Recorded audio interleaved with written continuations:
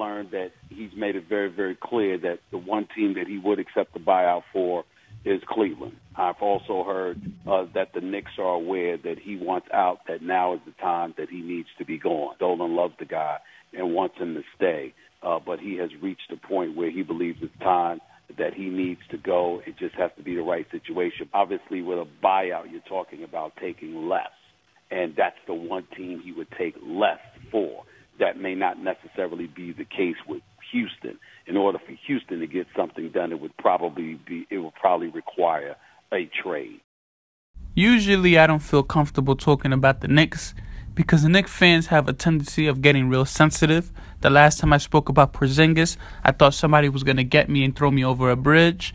But with that all being said, Carmelo Anthony's holding the Knicks hostage. There's no way of saying it. The man wants to do what he wants to do, and rightfully so. The man has a no-trade clause. The question at hand is, why did Phil Jackson give him a trade clause? But that's a discussion for another day. Now, with all things being said, Carmelo Anthony might end up in a Cavaliers uniform, but of course, he needs to get a buyout. In order for him to get a buyout, he'll have to take less money. That's what's going on at hand right now. Now, the reason he wants to get a buyout is because that big contract he has will really affect the Cleveland Cavaliers, opposed to if he doesn't have that big contract and he goes with a buyout, that won't affect the Cleveland Cavaliers cap, and the Cleveland Cavaliers could potentially sign another star. Now, if the Knicks refuse to buy out Carmelo Anthony's contract, Carmelo Anthony said he'll waive his no-trade clause under one condition, and that's if he goes to the Houston Rockets. Now, if he does decide to go to the Houston Rockets, he's not going to be playing for very cheap.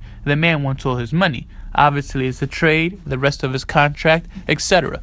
The only team he's willing to take a pay cut for is the Cleveland Cavaliers, and he's willing to do it because he's going to play with LeBron James. And it's a fun fact to mention that J.R. Smith has actually stated that he'd love to play with Carmelo Anthony again. And I'm pretty sure LeBron James feels the same way, being that they were teammates in Team USA. If all goes well for Cleveland, what might end up happening is Kyrie Irving at the 1, Paul George at the 2, LeBron James at the 3, Carmelo Anthony at the 4, and Tristan Thompson at the 5.